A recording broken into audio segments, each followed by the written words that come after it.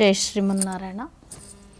ఈరోజు పిల్లల గురించి మనం అంటే తల్లిదండ్రులు పడే బాధలు చాలా ఉన్నాయి. కానీ పిల్లలు బాగా చదవాలంటే ఎలాగమ్మా, ఏం చేయాలమ్మా, రెమెడీస్ చెప్పండి అమ్మ అంటున్నారు. పిల్లల చదువుల గురించి నేను చాలా రెమెడీస్ చెప్పానండి. అయితే కొంతమంది ఏమంటున్నారు, మళ్ళీ మా వాళ్ళకి ఫోన్ చేసి స్టాఫ్కి, అమ్మ మీరు చెప్పే రెమెడీస్ అంటే నేను పాలు గురించని, ఇలా రావి చెట్టు గురించని, వీటి గురించి అన్నీ చెప్తే, అమ్మ మీరు చెప్పేవి ఇంటికాడ ఉన్న పిల్లలకి చెప్తున్నారు, కానీ హాస్టల్లో ఉన్న పిల్లలకి చెప్పండి అనేసి అంటున్నారు.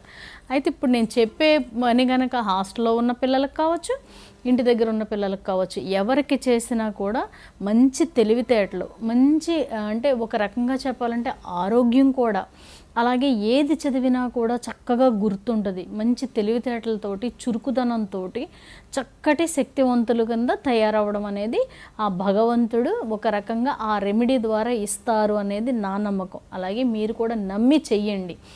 ఏదైనా సరే మనం నమ్మి చేస్తేనే ఆ భగవంతుడు మనల్ని కరుణించడం అనేది ఉంటుంది.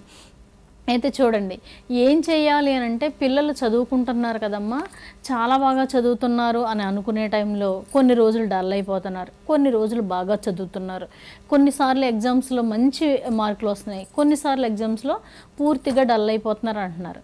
కానీ మనం కొన్ని రెమెడీస్ ఏం చేయాలి అంటే, పిల్లలు చదువుకునేటప్పుడు చూడండి, బుక్స్ అవి పెట్టుకుని చక్కగా వాళ్ళు ఇష్టం వచ్చినట్టుగా మీరు అంటే ఈ రోజుల్లో పిజ్జాలని, బర్గర్లని ఏవో తీసుకొచ్చి పెట్టేసేసి ఆ పిల్లలు చదువుకోమని అంటున్నారు. కానీ అలా కాకుండా మీరు ఏం చేస్తారంటే, ఆ పిల్లలు చదువుకునేటప్పుడు వేయించిన శనగలు అనేసి, కొమ్ము శనగలు అనేసి, వేయించిన బొంబాయి శనగలు అనేసి దొరుకుతాయి. ఆ శనగలు ఒక బాక్స్లో పోసి పెట్టండి. తర్వాత బిస్కెట్స్, అలాగే ఇంకొకటి ఏంటంటే వేరుశనగ గుళ్ళతోను బెల్లంతో కలిపి అచ్చుల్లా కానీ ఉండల్లా కానీ ఏ రకంగా చేసినవి అయినా సరే ఈ 3 ఐటమ్స్ వాళ్ళకి ఇవ్వటం మొదలు పెట్టండి. ఏది టేబుల్ మీద చదువుకునేటప్పుడు. ఇప్పుడు నేను చెప్పే పరిహారం హాస్టల్లో ఉన్న పిల్లలకి కూడా పనిచేస్తుంది.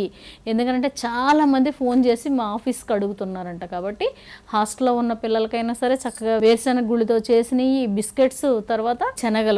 అలాగే ఇంకొకటి ఏంటి అని అంటే, చాలామంది ఒక రకంగా ఆలోచిస్తుంటారండి. ఏంటంటే డిప్రెషన్లోకి వెళ్ళిపోతున్నాడు, మా అబ్బాయి ఎగ్జామ్స్ చదవాలి, ఎగ్జామ్స్ వచ్చేస్తున్నాయి అనేసి కంగారులోను అలాగనేసి అంటుంటారు. ఇలా గనక బిస్కెట్స్ కానీ, శనగలు కానీ, వేరుశనగ పప్పు ఉండలు కానీ తింటూ ఉంటే ఈ గ్రహాలు అంటే దీనికి సంబంధించిన గ్రహాలు వీళ్ళ మెదడు మీద పనిచేసి చక్కగా శక్తివంతులు అవ్వడం, అలాగే ప్రతి విషయంలోనూ కూడా చక్కగా ఆలోచించడం, అలాగే వాళ్ళ ఫ్రెండ్స్ తోటి కూడా వాళ్ళు చక్కగా స్నేహంగా మెలగడం అనేది ఉంటుంది.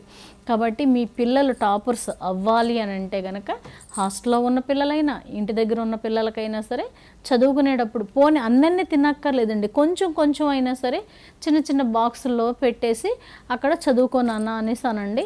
వాడికి ఇష్టమైతే అది తింటూ చదువుకుంటాడు, లేదా కనీసం ఆ ఎదురుగానైనా ఉంటాయి కాబట్టి చూసుకుంటూనైనా చదువుకుంటాడు. ఏదో ఒకసారి తినాలన్న కోరిక పుడుతుంది. కాబట్టి ఆ అబ్బాయి చక్కటి జీవితంలో అంటే ఈ మంచి ఉన్నత స్థితికి వెళ్ళడానికి ఇవి ఎంతో చక్కగా ఉపయోగపడతాయి. ఈ చిన్ని జీవితంలో మంచి అభివృద్ధిలోకి రావాలి, మంచి చదువుకోవాలి అంటే కనుక పిల్లలకి ఇలా పెట్టండి. చక్కటి జీవితాన్ని, చక్కటి చదువుని, చక్కటి తెలివిని, చక్కటి జ్ఞానాన్ని వాళ్ళు పొందుతారు. జై శ్రీమన్నారాయణ.